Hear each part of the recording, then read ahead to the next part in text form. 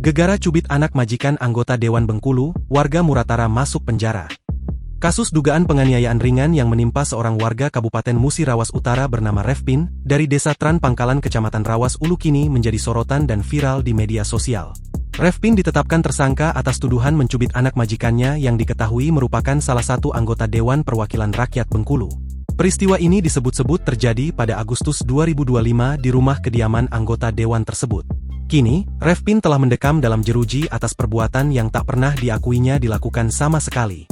Siska pihak Yayasan Peduli Kerja Mandiri selaku penyalur Refpin mengungkapkan kejadian bermula tanggal 20 Agustus 2025 lalu saat Refpin kabur dari rumah majikannya dan kembali ke yayasan. Ketika kabur pulang ke yayasan, saat itu dia mengatakan bahwa tidak betah bekerja, ungkap Siska saat dihubungi Tribun Sumsel, Minggu, 1 Maret 2026. Awalnya, majikannya memberi kabar kepada admin Yayasan PKM dengan mengatakan Refpin kabur dan telah mencuri dengan total kerugian 5 juta. Setelah itu, 2 hari kemudian, tiba-tiba tanggal 22 Agustus pihak yayasan mendapat surat PDF menyatakan bahwa Refpin dilaporkan atas tuduhan penganiayaan terhadap anak majikannya tempatnya bekerja. Kemudian setelah itu berproses sudah panjang sekali, sudah bolak-balik Bengkulu dan Refpin sudah ditanya-tanya juga ditambah tidak ada rekaman CCTV dan saksi melihat, ungkapnya. Dalam pertemuan itu, di kantor polisi Refpin sempat dipaksa diminta mengakui perbuatannya dengan nada di bawah ancaman. Ancamannya bila perkaranya mau selesai Refpin harus mengakui perbuatannya. Refpin ini sujud depan polisi Bengkulu dan suami saya kebetulan anggota juga. Dia cium kaki majikan dan mengaku memang kabur, tapi disuruh ngaku mencubit anaknya. Dia tidak mau karena tidak dilakukannya sama sekali, ujarnya. Karena merasa iba, Siska mengaku sempat memprapradilkan perkara tersebut. Beruntung saat viral di Bengkulu banyak pihak yang membantu sampai sekarang walaupun perkaranya tetap jalan. Bahkan ketika viral dan ada salah satu ketua partai di Bengkulu sempat menyarankan agar perkara ini ditempuh jalan damai. Namun istrinya dari anggota dewan tersebut kekeuh tidak mau damai.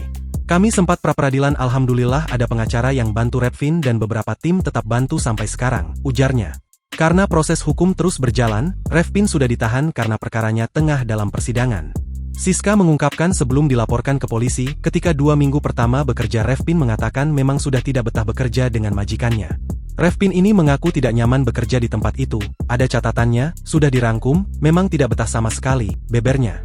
Siska berharap perkara ini cepat selesai karena kasihan Refpin ini anak orang susah, dapat gaji sedikit saja langsung transfernya ke keluarga dan ia sendiri tidak pernah menikmatinya. Bahkan selama terjerat hukum, Refpin tidak pernah menghubungi keluarganya dari pertama masuk sel tahanan sampai sekarang.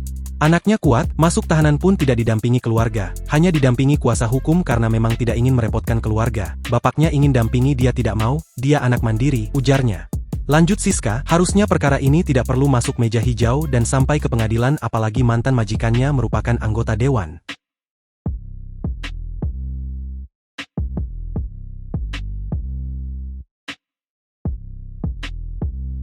Download Tribun X sekarang, menghadirkan lokal menjadi Indonesia.